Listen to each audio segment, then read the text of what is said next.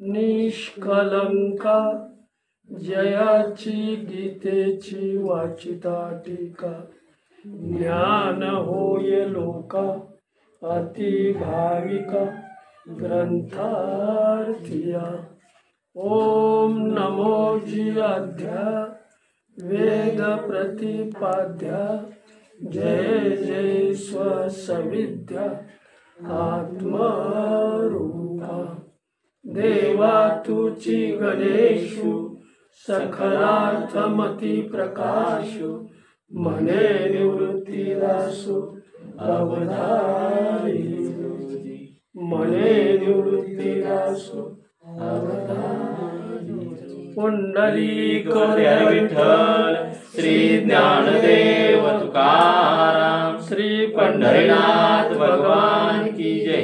श्री गोपाल कृष्ण भगवान की जय। श्री सद्गुरु माऊली ज्ञानेश्वर महाराज की जय। जगत गुरु तुकाराम महाराज की जय। सब संतन की जय। बोल बजरंग बली की जय। रामकृष्ण। हरिवंश पुराण हरिनाम संकीर्तन हरिवीन सौजन्य नेने काही। तया नरा लाधले वैकुंठ जोडले सकळही घडले तीर्थाटन।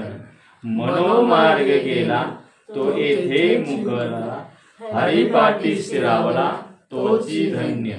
ज्ञानदेवा गोडी हरिनामाची जोडी रामकृष्ण आवडी सर्वकाळ। हरिमुखे म्हणा पुण्याची गणना कोण करे। श्री सद्गुरु माऊली ज्ञानदेवांच्या पवित्र चरणाला मनोभावानं वंदन करू। तुम्हा सर्व श्रोते सज्जनांच्या पवित्र चरणाला मनोभावानं वंदन करू। आजच्या सेवेला आपण आरंभ करू। हरिवंश पुराण हरिनाम संकीर्तन हरिवीन सौजन्य नेने काही। सद्गुरु हरिवंश पुराण हरि भगवंत वंश त्याचं कुळ पुराण त्याचं चरित्र। पुराण हे त्याचं चरित्र आहे। पुराण हे त्याची लीला आहे चरित्र। मग इथं माऊली आपल्याला समजावून सांगतायत की ईश्वर त्याचं चरित्र ईश्वराच्या चरित्राचा ज्या वेळेला आपण अभ्यास करतो ईश्वराच्या चरित्राचं आपण चिंतन करतो ईश्वराच्या नामाचं नाम संकीर्तन करतो आवडीनं ईश्वराचं नाम घेतो त्यावेळेला त्या साधकाला या पूर्ण जगामध्ये काही गोड वाटत नाही फक्त भगवंत गोड वाटत। भगवंताविषयी ज्याचं प्रेम निर्माण होतं त्यालाच ईश्वर आवडू लागतो। संसार त्याचा आवडत नाही। इथं माऊली समजावून सांगतायत की असा जो नामधारक झालेला आहे त्याला सर्व तीर्थाचं तीर्थाटन घडलेलं असतं आणि म्हणून तो इहलोकीच वैकुंठाला गेलेला असतो। इहलोक म्हणजेच त्यानं वैकुंठ बनवलेलं असतं। रामकृष्ण हरी राम। हेच माऊली अगदी सोपं करून सांगतायत आपल्याला। ईश्वराचं चरित्र त्याचा अभ्यास सतत करणं त्याचं चिंतन करणं त्याचं मनन करणं आणि हे करताना ईश्वराच्या नामाची आपल्याला गोडी लागणं ईश्वरावरच आपलं प्रेम बसणं ईश्वरावरच आपली प्रीती बसते। मग जगातलं दुसरं त्याला काही चांगलं वाटत। अशा साधकाचंच अशा नामधारकाचंच जीवन इथं धन्य होतं, त्याच्या जीवनाचं सार्थक होतं, त्याच्या जीवनाचं कल्याण होतं. कळला ना विषय? रामकृष्ण. पुन्हा समजून तुम्हाला सांगतो की जसं कान्होपात्रा नाच गाणं करणाऱ्यांची मुलगी, पण तिला ईश्वरानं इतकं सौंदर्य दिलेलं होतं. गाण्यासाठी तिचा गळा इतका गोड होता. गाणं नाचणं ही तिच्या अंगवळणी पडलेलं होतं. एका व्यक्तीवर तिचा जीव बसला. दोघं थोडक्यात सांगून पुढे जाऊ. एकत्र आली, काय म्हणतात, गोष्टी करू लागली. पण ज्या वेळेला त्या मुलाच्या वडिलाला कळलं, त्यावेळेला तो वडील रागानं यांच्या घरी आला. कान्होपात्राच्या आईकडं आला. तो मुलगा तिथं होता. कान्होपात्राची आई श्याम ती बी तिथं होती. कान्होपात्रा तिथं होती. आणि मग त्यानं आपले जे उद्गार बाहेर काढले, आपल्या मुलावर तो भडकला की असला मुलगा माझ्या पोटी जन्माला का आला? तू मुलगा नाही, माझं हे कार्ट आहे. त्याला हिणवलं त्यांनी आणि म्हटले, आपल्या कुळाचा उद्धार तू करायला आलायस का नाचगाणं करणाऱ्या बाईच्या नादाला लागलायस? तुझं लग्न झालेलं आहे. बायको कळवळ्यानं तुझी वाट बघते आणि तू कुठं निघालायस? ईश्वराशिवाय संसारावर प्रेमच नसतं, त्याच्याबद्दल मी सांगतो. प्रसंग कसा आहे बघा. त्याची बायको घरी वाट बघते. त्या बायकोचा तुला आरोळी, त्याचं काय आक्रोश तुझ्या कानावर येत नाही का? तू कुठं गुंतलेला आहेस? व्यापारासाठी तुला दिलेले पैसे तू इकडं उधळू लागलास तर संसार कसा चालणार? आणि हे शब्द कान्होपात्रांना इतके भिडले हृदयाला की याचं लग्न झालेलं आहे याची कल्पना म्हटली मला नाही. आजपासून सगळंच म्हटले बंद. आणि तिला काय म्हणतात, हृदयावरून उफरती आली की त्या दोघांनाही सांगितलं, आमच्या घरातून जेवढ्या लवकर जाता येईल तेवढ्या तुम्ही लवकर जावा. पुन्हा आम्ही तुमची संगत करणार. जेवढ्या लवकर होत आहे तेवढ्या लवकर तुझ्या मुलाला सुद्धा म्हटलं घेऊन जावं. बाहेर गेली आणि आईला तिनं सांगितलं की आई, मी माझं प्रेम इथं विक्री करायला आलेली नाही. सौंदर्य माझं मला विकायचं नाही कुणाला. त्या सौंदर्यावर प्रेम करणारा मला भेटला पाहिजे. रामकृष्ण. फार पोटतिडकीनं मी सांगतोय, म्हणजे इथं काय, आईला विनंती ती म्हटली, मी आता इतकी तडफडले. त्यावेळेला आई म्हणते, बेदरचा जो बादशाह आहे त्याच्याकडे मी बोलू का? त्याच्याशी लग्न आता मला ते जीवनामध्ये करायचं नाही. आपण कुठं आहे, तो कुठं आहे, याचं साम्य काहीतरी पाहिजे बघा. हे लक्षात आलं पाहिजे. साम्य आहे का त्याच्याकडे? रामकृष्ण. आता मी या निर्णयाप्रत आले की मी जन्मल्यापासून मोठ्यात होत गेले तसं या मंगळवेढ्यातून ज्या दिंडी निघालेत, वारकरी लोकांनी ज्या दिंड्या काढलेल्या आहेत, त्या दिंड्या ईश्वर भेटीसाठी, पांडुरंग भेटीसाठी निघालेल्या मी पाहिलेल्या आहेत. आता पांडुरंगाचं मला आकर्षण लागलेलं आहे. आकर्षण मला वाटतंय की त्याची भेट घ्यावी, त्याच्याकडे मला जावं. आत्ता कुठंही मला गुतायचं नाही. संसारात रम्मान झालेला माणूस ईश्वराकडे कधीच येऊ शकत नाही. ते घालवलं पाहिजे ना. कळतंय ना मला? ते गेलं नाही तर संसारातलं अख्खा दिवस संसारात रम्मान व्हायचं आणि 1 तास जर भगवंताचं स्मरण करायचं तर ते कुठं जाणार? 16 तास कुठं गेले, 15 तास कुठं गेले? मग त्याच्या हृदयावर बिंबणार काय? संसार बिंबणार का माऊलींचे अक्षर बिंबणार, माऊलींचे शब्द बिंबणार, संतांचे शब्द उमटतील का? ऐकलेलं 2 दिवस लक्षात राहील, तिसऱ्या दिवशी डिलीट होऊन जात. रामकृष्ण हरी राम. आत्ता मला दुसरीकडे कुठं जायचं नाही. मग मी रंगाकडे जर जायला निघाले तर तिथं मला कुणी रोखणार नाही ना. मी यांची मुलगी आहे हे जर तिथं कळलं तर मला आत जाऊन देतील का? कळतो ना विषय? उपाधी मला काय लागलेली आहे? रामकृष्ण सोडतील का?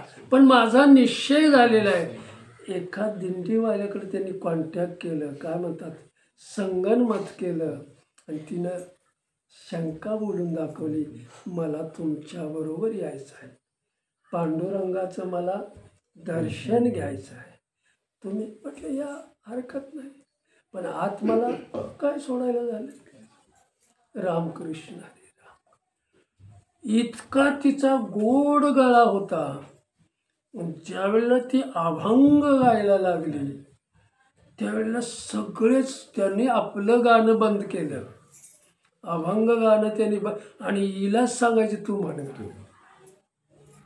मुळात सौंदर्य दिलेला आवाज ईश्वरानं, आणि ज्या वेळेला लोक ऐकून शांत व्हायची, श्रवणाच्या अधिष्ठानावर यायची, तिलाही बरं वाटायचं, लोकांनाही बरं वाटायचं. आणि मग तिला असा भाव निर्माण झाला की ईश्वरानं मला जो गोड गळा दिलेला आहे, आज त्याचं अभंग गाताना खऱ्या अर्थानं ह्या गळ्याचं सार्थक करते. कळतं ना? आम्ही आमच्या जीवनाचं कुठं सार्थक करतो? गळा जाऊ द्या, आपल्या जीवनाचं आपण कुठं सार्थक करतोय? रामकृष्ण. सार्थक कशात आहे हे मला कळलं पाहिजे, त्याचं ज्ञान झालं पाहिजे. पुन्हा जन्माला यायचं, पुन्हा मरायचं, पुन्हा यायचं, कुठल्या योनीमध्ये देव मला पाठवील सांगता येत नाही. मग त्या योनी जर चुकवायची असेल, ही सर्वश्रेष्ठ योनी जरी मला चुकवायची असेल, जन्म मरणातूनच मला मुक्त व्हायचं असेल, तर एक धरीला चित्ती, एका पांडुरंगाशिवाय या जीवाला या संसारातून सोडवणारा कुणीच नाही. हा विश्वास पाहिजे. संतांनी माऊलीवर तो विश्वास ठेवला, पांडुरंगापर्यंत गेले, माऊलीपर्यंत पोचले, रस्ता त्यांनी बरोबर दाखवला, भगवंताचं दर्शन झालं, भगवंताचं भेट झालं. आणि म्हणून माऊली या नामाचं गजर करत जातात. वाट कुणी दाखवली? ही वाट मला कुणी दाखवली? माऊलीने दाखवलेली आहे. आज एवढा मोठा समाज, कोणता भाव कोणाकडे असतो हे आपल्याला माहिती नाही, पण मी कोणत्या भावानं निघालोय हा भाव आपल्याकडे असला पाहिजे. देवाकडे जाताना मी कोणत्या भावानं जातोय, कोणती जाणीव आहे माझ्याकडे की मी देवाकडे निघालो? कोण बोलतोय? कोणत्या जाणीवेनं मी निघालोय देवाकडे? कशासाठी मी निघालोय देवाकडे? कशासाठी आपण जायचं देवाकडे? बोलतोय रामकृष्ण. तो मला हवा, त्याचं दर्शन मला हवं, त्याची भेट मला झाली पाहिजे, त्याचा साक्षात्कार मला, याच्यासाठी आपला अट्टहास आहे. माऊली माऊली माऊली माऊली माऊलींची मला भेट झाली पाहिजे, हा ध्यास आहे. ही आस आहे का? ही ओढ आहे का आपल्याकडं? माऊली या शब्दामध्ये केवढा मोठा अर्थ सामावलेला आहे. जगाची माऊली झालेली आहे, विश्वाची माऊली झाली, केवढं मोठं स्वरूप प्राप्त झालं. त्या माऊलीचं नाम घेताना माझा भाव किती किती प्रगट झाला पाहिजे. कळवळ्याने मी सांगतोय बघा, परमार्थ उठला पाहिजे. रामकृष्ण. माऊली सोहळे झाले. हा, अभंग गायला आज माझ्या सुंदर ईश्वरानं गोड दिलेल्या गळ्याचं मला सार्थक मी करत्या, असं मला माझ्या जीवनाचं सार्थक सुद्धा याच्यातच आहे, ईश्वराच्या नामात आहे, त्याच्या ध्यान. ह्या जीवनाचं सार्थक कुठं आहे? ह्या जीवनाचं कल्याण कशात आहे? तर ईश्वराच्या नामात आहे. तेच नाम मी सतत घेतलं पाहिजे, त्या नामात मी मुरलं पाहिजे, त्या नामाची मला गोडी लागली पाहिजे, मग संसार आसार भासू लागतो. ईश्वर सत्यवान, मला सत्याकडंच जायचं आहे. ही वाट त्याला गवसते, आणि ही वाट कानोपात्राला गवसली आता. आणि मग दिंडीतून जाताना वयोवृद्ध एका वारकऱ्याची ते जवळ गेली आणि ती म्हटली जरा आपण बसूया. त्यांच्याजवळ ती बसली आणि बसल्यावर मनातल्या सगळ्या शंका त्याच्यासमोर प्रगट केल्या की आपण कसं जायचं, आपल्याला काय म्हणत गेलं पाहिजे, देवाकडे जाताना कुठला भाव आपल्याकडे असला पाहिजे. सगळ्या शंका प्रगट केल्या. देव आपला म्हणेल असा आपला भाव तयार झाला पाहिजे, त्यानं आपला आपला म्हटला पाहिजे. सगळेजण देवाला आपला म्हणतात, तो आपला म्हणतोय का आपल्याला? त्यांनी आपला आपल्याला म्हटलं. मग तो भाव तितका शुद्ध भाव होण्यासाठी त्याचं पवित्र नाम, त्या नामाची मला तितकी गोडी लागली. आणि नामाची एकदा गोडी लागली, ज्ञानदेवा गोडी हरिनामाची जोडी, रामकृष्ण आवडी. फक्त दुपारी सकाळी संध्याकाळी नाही, सर्व काळ त्याचं स्मरण झालं पाहिजे. त्या मुखामध्ये नाम माणसाच्या कधी येतं?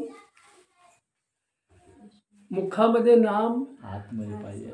कृष्ण ठसा त्याच्या चित्तावर उमटला पाहिजे, त्याचा स्पर्श त्याला झाला पाहिजे. आणि ठसा एकदा त्याच्या चित्तावर उमटला की नाम ऑटोमॅटिक तोंडात येतं. रामकृष्ण आहे, रामकृष्ण. हा ठसा कुठला आहे? नामाचा. रामकृष्ण आहे, गोड नाम त्याच्यातून येतं. आत्ता एका ईश्वराशिवाय माझं कोणी नाही, तिला जाणीव झालेली आहे. आता ईश्वराकडे जायचं. आपल्याला साथ सुद्धा, संगत सुद्धा चांगली मिळालेली आहे. परमार्थातल्या सगळ्या शंका आपल्याला निघून गेलेल्या आहेत. आणि दिंडी बरोबर अभंग गात, ईश्वराचं नाम घेत, संत महात्म्यांच्या नामाचा जय जयकार करत ती ज्या वेळेला महाद्वाराच्या जवळ आलेली आहे, नामदेवांचं दर्शन झालं. काय म्हणतात, पांडुरंगाचं ज्या वेळेला दर्शन, गडगडा गोदर लोळली त्या महाद्वारामध्ये. पांडुरंगाच्या दर्शनानं ती शांत झाली, निवांत झाली. आणि सतत मला तू भेटला पाहिजेस, मी तुझ्याकडे सतत येईन, तू मला सतत भेटला पाहिजे. जाणीव तिच्याकडे जागृत झाली की एका भगवंताशिवाय या दुनियेमध्ये, या विश्वामध्ये सत्य काही नाही. मग ज्याला सुंदर देह दिलेला आहे ईश्वरानं, तर त्या देहाचा आपण कुठं काय म्हणतात कुठं लावला पाहिजे त्याला आणखी सुंदर होण्यासाठी भगवंताचं त्यानं अजून त्याची सुंदरता वाढल्याशिवाय संसारामध्ये सुंदरता कमी होईल, लॅप्स होऊन जाते हळूहळू. सुंदरता वाढते कुठं?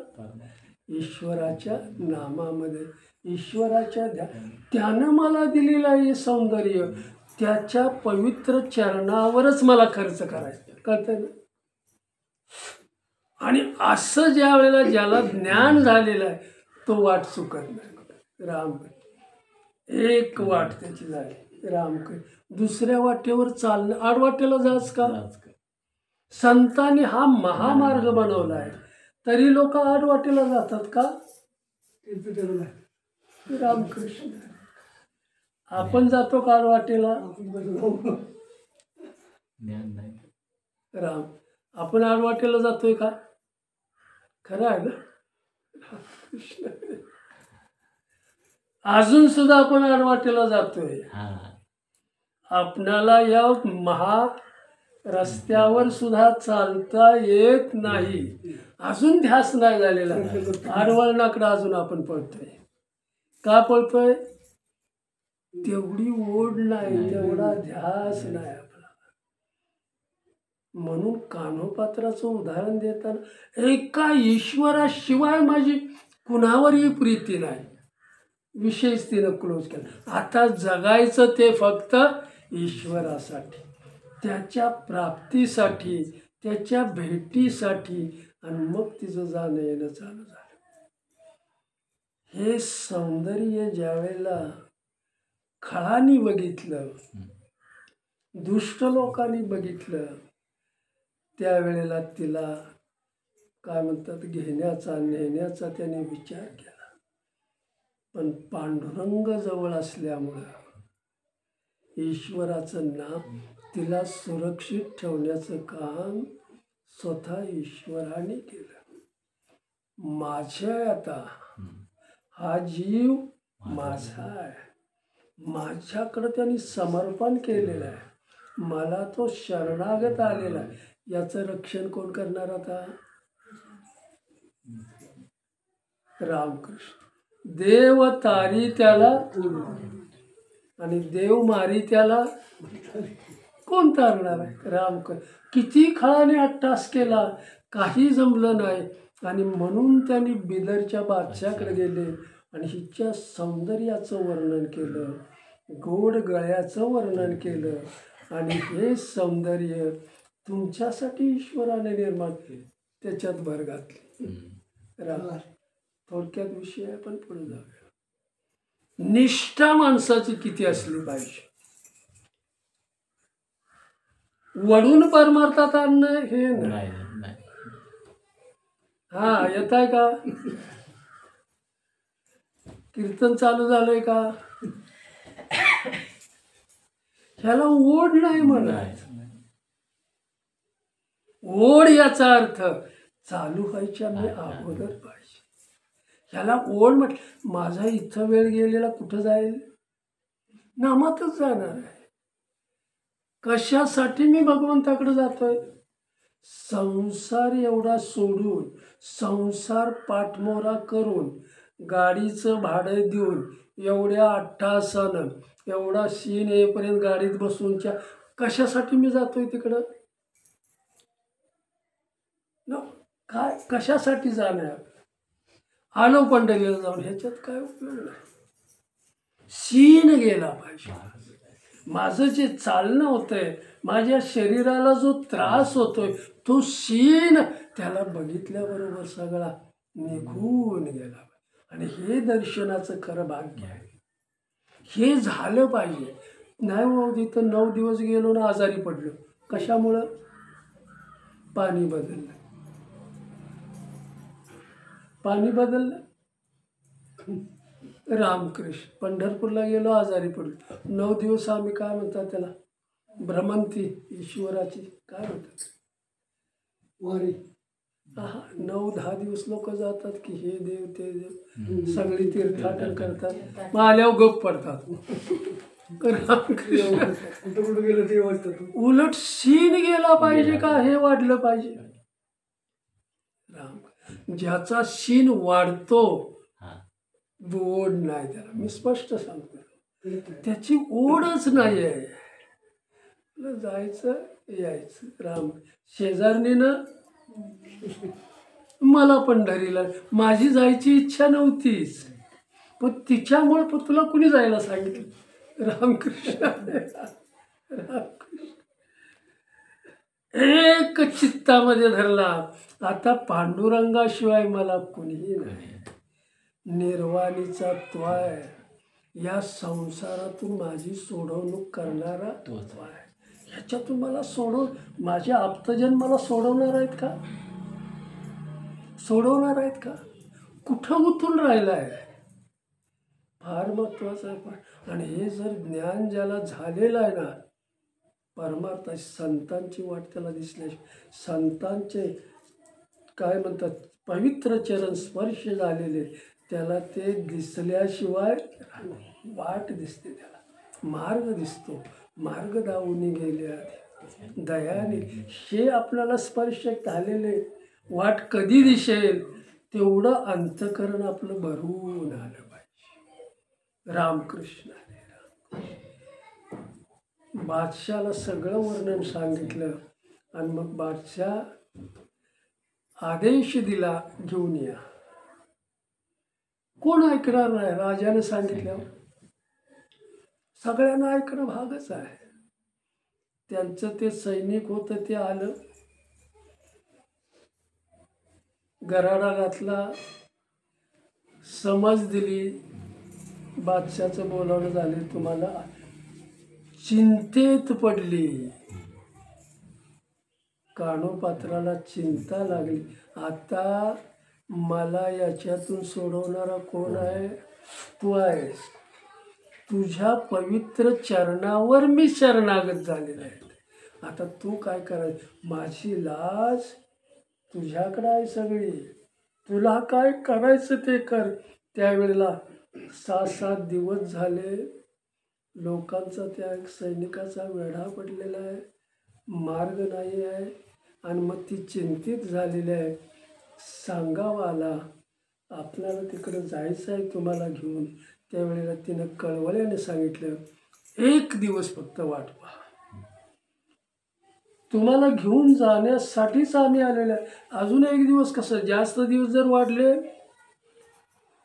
तो बादशाह आम्हाला शिक्षा करेल. विनंती करते की म्हटलं 1 दिवस तुम्ही थांबा. दुसरा दिवस उजाडताना त्या माऊली पांडुरंगाच्या चरणाकडे गेली धावत पळत आणि त्या चरणाला इतकी घट्ट मिठी मारली. आता तू सोडव. आता मला तुझ्यापासून दुसरीकडे कुठं जायचंच नाही. सर्वस्व माझं तू आहे. मला कोण सोडवणार आहे? फक्त तू सोडवणार. आणि मग ही कळवळ्याची विनंती, भावपूर्ण विनंती ऐकली आणि पूर्ण मला शरणागत झालेलं आहे. आता मी हिला सोडेन का? जाऊच देणार नाही दुसऱ्या. आणि मग पांडुरंगानं आपल्या हृदयाशी लावलं तिला. आपल्यामध्ये सामावून घेतली. आपल्या स्वरूपात ती विलीन करून घेतली. आता काय राहिलं? रामकृष्ण हरे राम. काहीही शिल्लक राहिलं नाही. सैनिक कुठं गेली? विषय संपला. कुठं गेली? काय पाहिजे? विषय संपून गेला. आणि मग ती म्हणते की आता मी तुझ्या स्वरूपात मी धन्य झाले. माझं जीवन आता धन्य झालं. आता मला पुन्हा यायचं, येणं जाणंच माझं संपून गेलं. पांडुरंगाला तितक्या कळवळ्यानं आपण आपला म्हटलं. हे जीवन मी जगतोय ते त्याच्या प्राप्तीसाठी, खातोय त्याच्यासाठी, पितोय त्याच्यासाठी, चालतोय त्याच्या. कोण मला चालवणार आहे? कोण मला बोलवणार आहे? जाणीव आहे आपल्याला?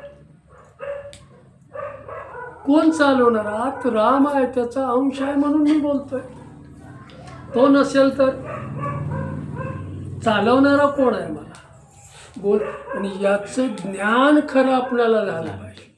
म्हणून माऊली जीवनातलं एक सूत्र आपल्याला सांगतायत, जीवनातलं खरं मर्म समजावून सांगतायत की ज्या वेळेला माणूस ईश्वराचं नाम घेतो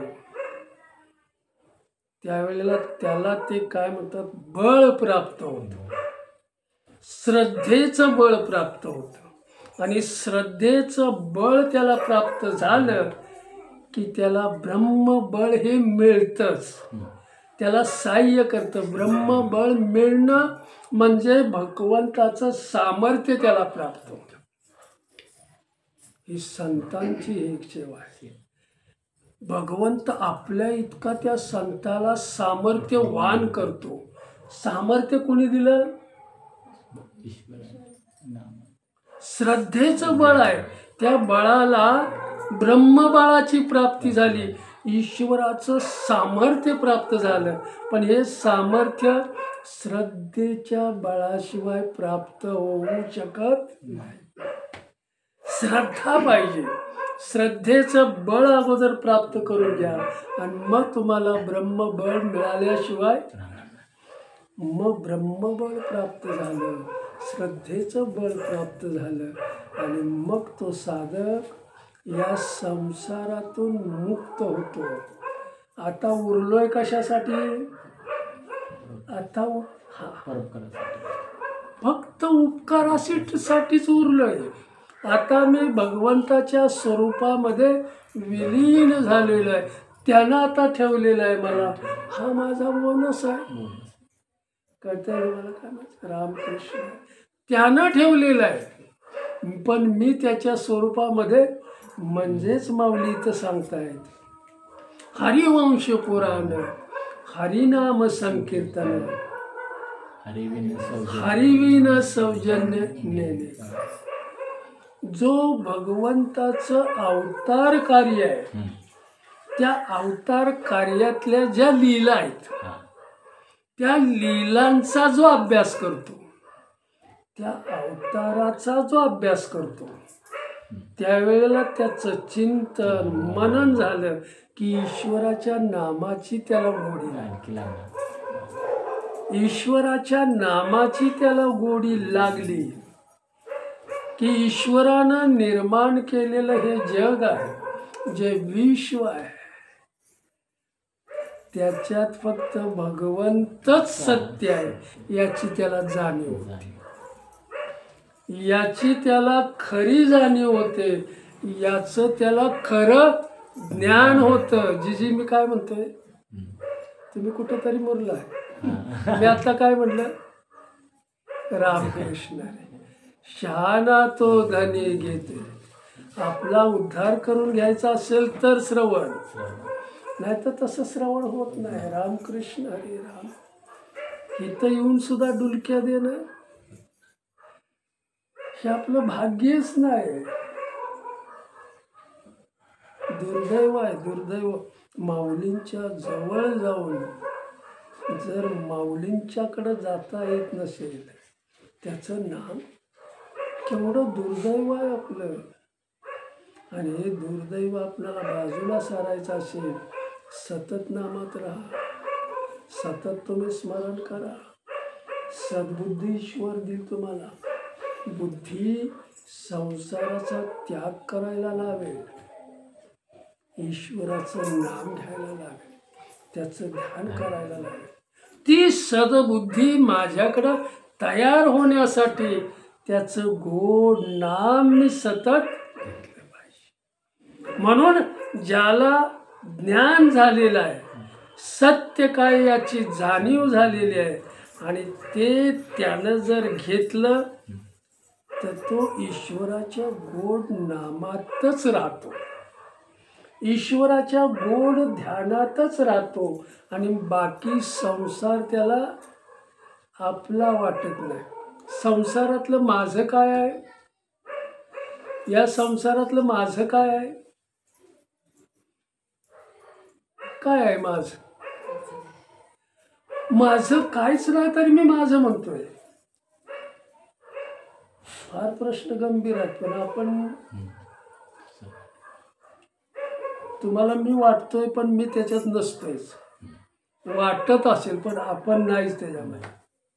आलं का लक्षात? मी समजावून सांगतो. घरी असलो तरी माझं घर नाही, 4 दिवस राहायचं आहे, मला परत जायचं आहे. मग हे माझं कसं माझं म्हणता येईल काय?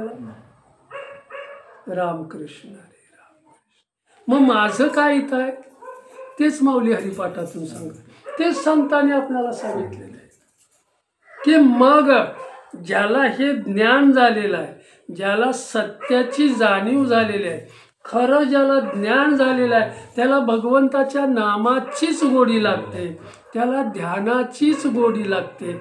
आणि मग त्याचं ध्यान, त्याचं नाम एकाच आसनावर जर आलं, एकाच धारेत जर आलं, तर भगवंताचा साक्षात्कार त्याला झाल्याशिवाय अवस्था आपली आपण कशी केली पाहिजे. मग संसार हा माझा नाही आहे, त्याला गोडच वाटत नाही. मग इथलं माझं कोण आहे? तर माझा भगवंत आहे. आणि मग तो भगवंत सर्व तीर्थाटनाचं फळ त्याला देतो, सर्व तीर्थाटनाचं त्याला श्रेय देतो. तीर्थाटनाचं श्रेय कुठलं? त्याला इहलोकीच वैकुंठाला घेऊन जा, इहलोकच त्याचं वैकुंठ बनवतो. रामकृष्ण हरे रामकृष्ण हरे. पुन्हा आपण माऊली सांगताय तिथं दृष्टांत देऊन सांगतो की आवड कशी निर्माण होते. नामदेव महाराज, ज्ञानदेव महाराज तीर्थाटनाला निघाले.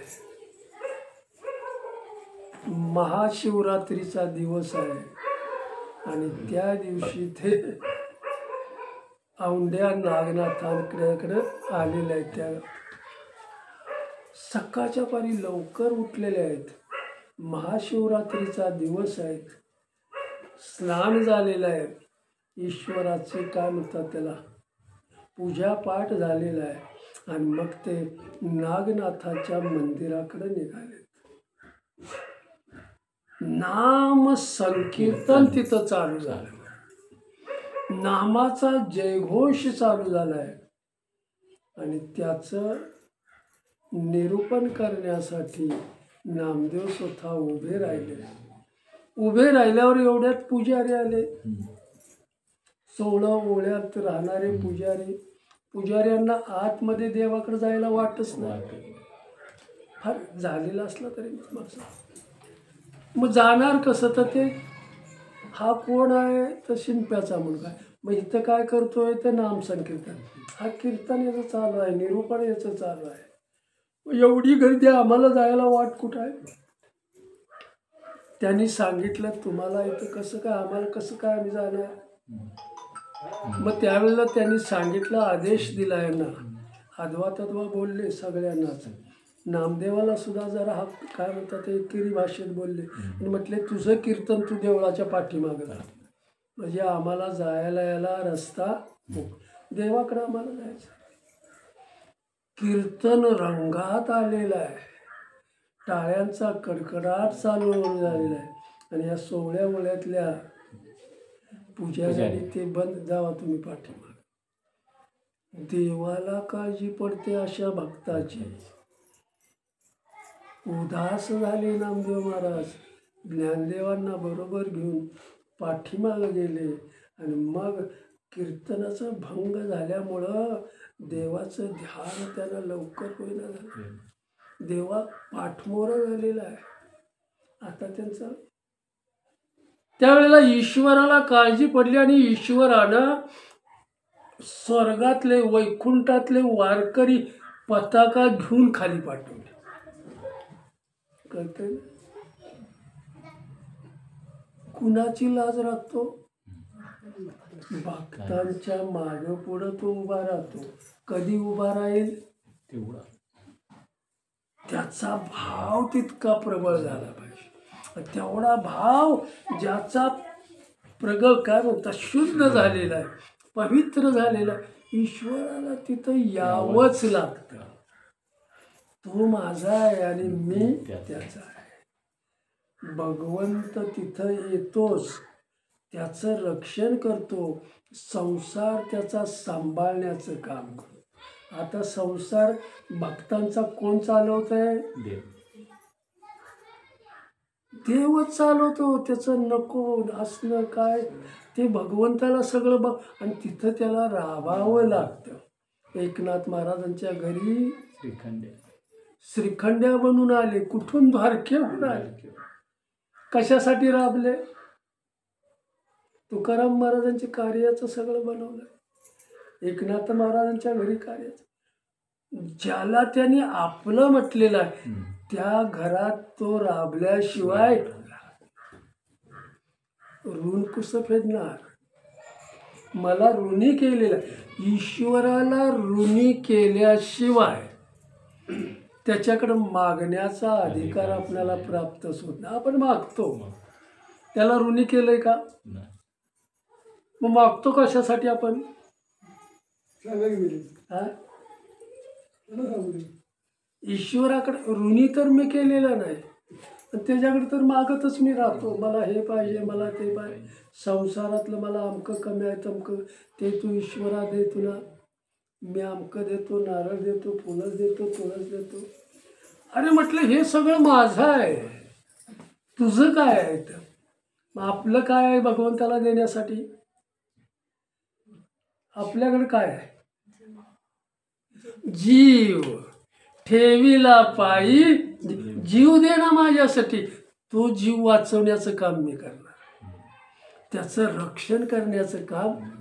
मग जीव आम्ही ठेवतो का त्याच्या पायावर? राम, जीव त्याच्या पायावर आम्ही देतच नाही. गेला तर पण तो वाचवणार आहे याचं मला ज्ञान नाही. वाचवणार आहे. भक्त प्रल्हादाला किती संकटापासून वाचवला. कुणी वाचवला? अखंड नामस्मरण, अखंड त्याचं चिंतन. म्हणून माऊली इथं समजावून सांगतायत की इथं आपल्या भक्ताला चिंता. हजारो वारकरी पताका घेऊन कीर्तनामध्ये आले, टाळ्यांचा गजर चालू आहे ईश्वराच्या नामाचा, आणि सगळे जे जमलेले होते ते एकमेकाकडे बघायला लागले. हे कोण? अगोदर बसलेले एवढं. नामदेवांच्या मनामध्ये एक हे होतं, कसूर होता की भगवंत मला पाठमोरं झालेला आहे.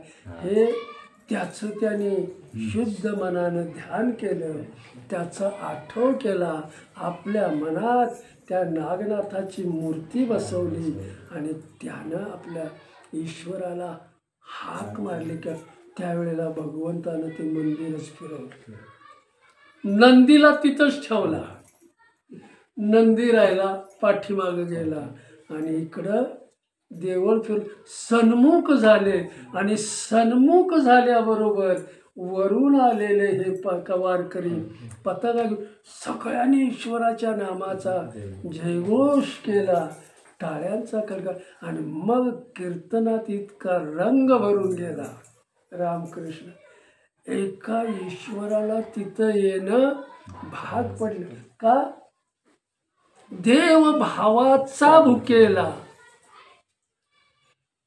हाच दुष्काळ तयार. त्याला दुष्काळ त्याचं सगळं आहे होईल.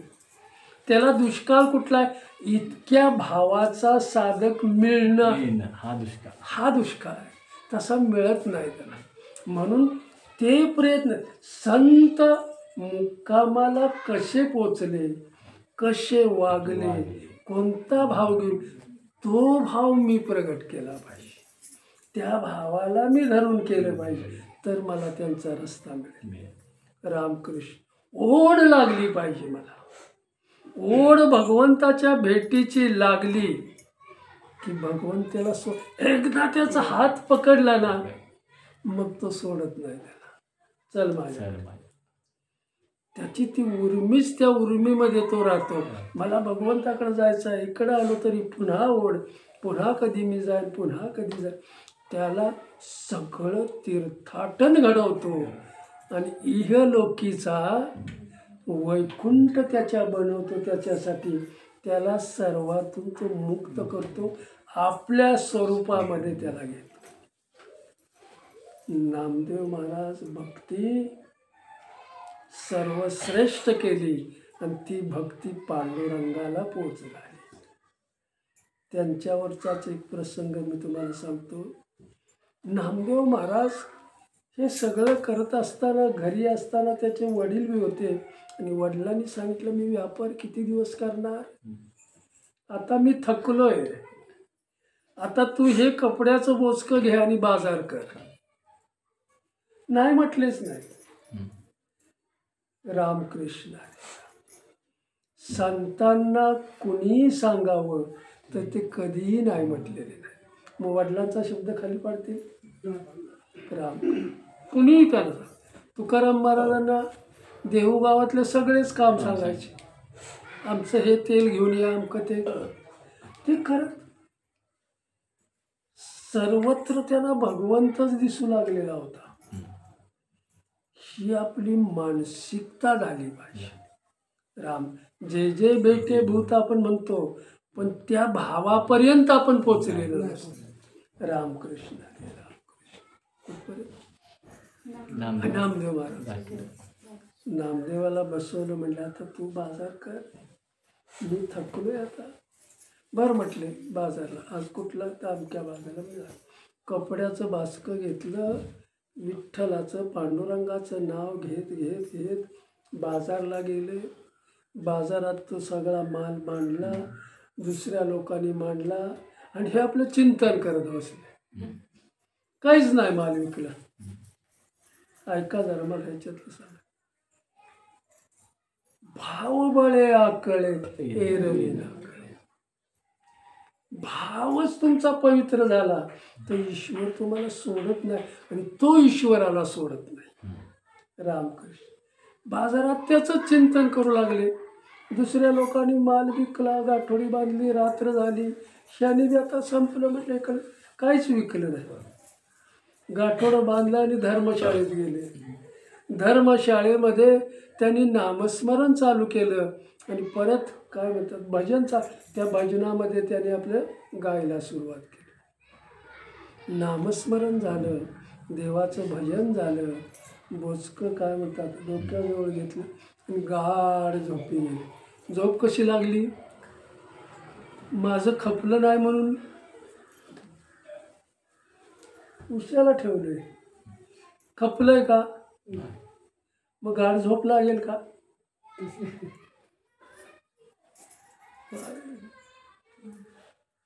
कुणावर विश्वास आहे हे मी समजावून सांगतो. अजून आपली ती अवस्था.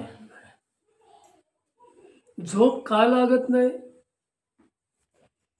संसारातले प्रसंग आठवू द्या आणि हे आपल्या मनाच्या विरुद्ध होते. झोप नाही लागत माणसाला. राम पण पांडुरंगाचं नाव घ्या ते डिलीट करा, एका सेकंदात झोप लागते. तेच जमत नाही. हा तेच जमणं मग चाललंय ना सगळं. रामकृष्ण सोपामध्ये येते कुठे. आता आपण 70 ओलांडल्या, जमणार कधी? नाही आपण जडली नाही. नाही ना, मुली जमायला आपण आपल्यावर घेऊया. आपल्यालाच घेतो. आपल्याला जमणार कधी? जमलंच पाहिजे ना. कधी जमणार पाहिजे? आपल्याला जमलंच पाहिजे. जमलं पाहिजे. पुन्हा नाही येणे झाले. इकडं आपलं त्या स्वरूपात आपल्याला मिक्स व्हायचं. पुन्हा इकडे या वाटेवर यायचं नाही. वाट आपली संपवून टाक. चाललो आता, वाट संपली, त्याच्या स्वरूपात आपण विलीन व्हायचं. कळतंय ना? भक्ती अशी झाली पाहिजे. नामदेव महाराज सकाळच्या पारी उठले, परत देवाचं नामस्मरण सगळं झालं. आता घरी निघाले. थंडीचे दिवस होते. एका शेतात त्यांनी बरेच दगड बघितले आणि त्यांना असं वाटलं की ह्या दगडांना सुद्धा थंड वाजत असेल, थंडी वाजत असेल. मग त्यांनी ते बोचकं खाली ठेवलं आणि कट केलं. जेवढा जेवढा यायचा आहे तेवढा त्याला पांघरून घालायचं. सगळ्या दगडाला पांघरून घातलं. त्यांना थंडी वाजू नये. रामकृष्ण. हा भाव फार वेगळा आहे, फार वेगळा आहे. आपणाला नाही करणार. सगळा कपडा संपला. मग एका मोठ्या दोंड्याजवळ जे आले, कळतंय ना, एका दगडाजवळ मोठे आले, त्याचं नाव त्यांनी गणोबा ठेवलं. आणि ते गणोबाला सांगतात की गणोबा, तुला मी हे पांघरून दिलेलं आहे, सगळ्यांना मी पांघरून घातले, माझे कपडे आता संपून गेले, पण मला हे जे मी दिलेलं आहे त्याचे पैसे तू दिले, तुझ्यासाठी मी हे दिलेलं आहे, मला कधी पैसे देणार? कोण म्हणतंय? कुणाला? दगडाला म्हणतोय गणोबाला, माझे पैसे कधी देणार? आता दगड काय बोलणार? मग नामदेवानेच बोलायचं, हा 1 आठवड्यात ह्याच बाजारला तुम्ही आला की तुम्हाला मी हे सगळे पैसे देणार. बाजारचा दिवस आपला हा आहे ना, या वेळेला तुम्ही या सगळे पैसे घेऊन. पण तुम्ही बोलता याच्यावर आमचा विश्वास काय? विश्वास, जामीन द्या त्याला. मग ते सोडून दुसऱ्या दगडाकडे गेले. दुसऱ्या दगडाचं नाव दोंडोबा ठेवलं. आणि दोंडोबाला ते सांगताय की सगळा कपडा मी गणोबाला दिलेला आहे, तुमच्या वस्तीला सगळा कपडा दिलेला आहे, त्याने 1 आठवड्याची मला पैसे देण्याची काय म्हणतात मुदत मागितलेली आहे. तू त्याला जामीनदार आहेस का? आता हा दोंडोबा काय बोलणार? पुन्हा नामदेव महाराज बोलले की हा 1 आठवड्यात तुम्हाला सगळे पैसे आम्ही देणार. मग ईश्वराचं भजन करत करत गेलं. आता जायचं कुठं? घरी. कपडा संपलाय, पैसे आता कुठं गेलं पाहिजे? आता पांडुरंगाकडे गेलं पाहिजे. घरी जाऊन काय होणार? फार महत्वाचं. त्याच्यातलं आपण संतांचं काळीजच फक्त घ्यायचं आहे, काय चाललेलं आहे त्या. पांडुरंगाकडे आले, पांडुरंगाला सगळी हकीकत सांगितली, असं असं मी केलेलं आहे सगळं. आठवड्याची मुदत त्यांनी दिलेली आहे. गणोबाला सांगितलंय, धोंडोबा त्याला जामीनदार. आता देवा सगळं तुझ्यावर आहे. सगळी माणसं आली व्यापार करणारी. नामदेव कुठं आहेत? घरनं मंदिरात आहे का? जाणीव त्याला काय म्हणतात कळलं. आणि मग मुलाला पाठवलं नामदेवाला बोलवून घेऊन या. पोरगं पळत पळत आलंय देवळात आणि हाक मारून सांगते तुम्हाला आजोबांनी घरी बोलवलंय.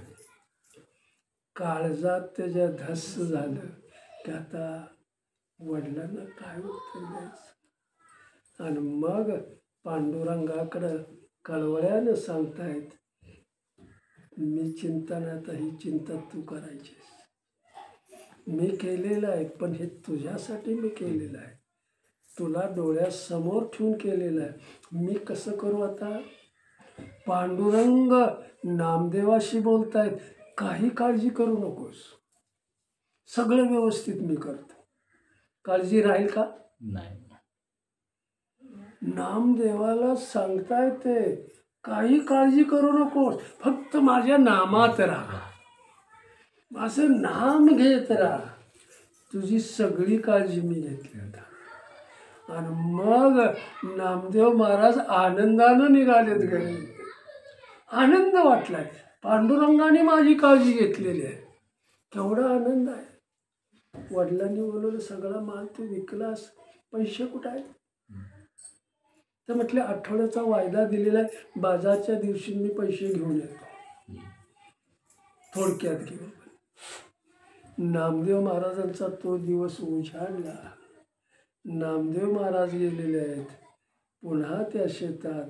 आणि त्या शेतामध्ये त्या गणोबाला सांगितलं आठवडा झालाय, पैसे माझे कुठलं देणार कोण? पण काळजी कोणी घेतल्या? तो करून घेतो संतांच्याकडून. मग त्या गणोबाला सोडलं, दोंडोबा तुम्ही जामीनदार आहात, तुम्हाला मी सोडणार नाही. तुम्ही याची जामीनकी घेतलेली आहे. चला आता माझ्याबरोबर. आठवडा झाला कुठलं देणार. त्या धोंडोबालाच त्यांनी काय म्हणतात असं गडगडत काय म्हणायचं त्याला गोष्टी ढकलत आपल्या घरी आणला. आणि घरी आणला त्यावेळेला वडील नव्हते. तो धोंडा त्याने आतल्या तळघरात नेऊन ठेवला. रामकृष्ण तळघरात नेऊन ठेवला धोंडा. सगळे बघतात हे काय. रामकृष्ण वडील आले. पैसे मिळाले. आणलेस का. नाही मिळाले. पण त्याला पैसे देण्यासाठी जो जामीनदार त्या जामीनदारालाच मी घेऊन आलो. मग तो कुठं येतात. चला तुम्हाला दाखवतो. मग त्या दगडाला परत गोलटत वर आणून वडिलांच्या समोर उभा केला. रामकृष्ण वडिलांनी त्या धोंड्याकडे बघितलं तर तो सुवर्णाचा धोंडा झालेला होता. तो दगड कसला झाला. सोन्याचा झाला. कोणाचा स्पर्श झाला. संतांचा स्पर्श झाला. सोन्याचा झाला. आणि मग ते वडिलांना सांगतायत. त्या धोंडोबाला मी सांगितलं तुझी जी किंमत आहे ती सगळी ही करा. ती सगळी काय म्हणतात बसले. बघ्यांची गर्दी झाली. आणि ज्या शेतातला धोंडा जे आणलेला होता तो शेतकरी त्याच्याकडे धावत आला. म्हणले आमच्या शेतातला दगड आहे. तुम्ही कसं काय तुमच्या सोन्याचा झाला हे त्याला कळलं. मग हा माझ्या शेतातला आहे दगड. सगळे आश्चर्यचकित झाले. आणि तो मालक बी आला शेतातला. हा माझा धोंडा आहे. नामदेव महाराज म्हटलं की तुझा धोंडा आहे आपला तू घेऊन जा. पण जे माझं कपड्याचा खर्च आलेला आहे तो तुला अगोदर भरावा लागेल. कपड्याचा खर्च म्हटला मी आनंदानं द्यायला तयार आहे. मग द्या म्हटले. आणि बाकीचं जे राहिलेलं असेल ते गणोबाला नेऊन द्या. त्याच्यापेक्षा जास्त तुला ठेवता येणार नाही. रामकृष्ण ते त्याच्या गणोबाकडे घेऊन जावं. त्याने सगळे पैसे वडिलांना विचारलं किती पैसे. घ्या तेवढं. त्या शेतकऱ्याने सगळा खर्च दिला. धोंडा आपल्या ताब्यात घेतला. सुवर्णाचा धोंडा घरी नेला. आणि घरी नेल्यावर पुन्हा तो दगड झाला. आता याचं काय करायचं. याला किंमत काय आहे. काहीच किंमत नाही. पण केलं कोणी. होत्याचं नव्हत्याचं होत. रावाचा रंक रंकाचा राव करणारा कोण आहे. खरा जो भक्त आहे त्याचा संसार काढून घेतो ईश्वर. त्याला वाढू देत नाही. तू माझ्याकडे आला पाहिजेस. तू माझ्याकडे आला पाहिजे. हळूहळू हळूहळू त्याला संसारातून मुक्त करतो. समाजातून मुक्त करतो. आणि मग एक धरला चित्ते एकच वाटते. रामकृष्ण तो राघवला मगाशी सर्वांच्या समोर बघितला तर कसा होता. सोन्याचा होता. तो रागात आला. त्या दगडाला त्यानं उचललं आणि नामदेवांच्या घराच्या समोर आणून टाकला. हे तुझं तुलाच घे. पैसे बी मागता येत नाही. रामकृष्ण तो टाकलेला दगड त्यांच्या घरासमोर आहे. त्याला देव अवस्था प्राप्त झाली. अजून त्याचं भजन पूजन तिथं केलं जातं. त्या दगडाचं भजन पूजन केलं जातं. तुकाराम महाराज भंडाऱ्या डोंगरावर जायचे. ज्या दगडावर बसायचे तो दगड सुद्धा विठ्ठल विठ्ठल म्हणत होता. आम्हाला सत्संगात येऊन विठ्ठल म्हणता येत नाही. दुर्दैव आहे का आपलं नशीब आहे. सुदैव. ज्या दगडावर बसलेले होते तो दगड विठ्ठल विठ्ठल म्हणत होता. आणि आपल्याला सत्संगात सुद्धा विठ्ठल म्हणता येत नाही. मग दगडापेक्षा आपली लेवल कुठली आहे. कळवून घ्या मला काय सांगायचं. आपली लेवल कुठली आहे. दगड विठ्ठल विठ्ठल म्हणतोय, पण आपण सत्संगात बसून सुद्धा विठ्ठल मुखात येत नसेल तर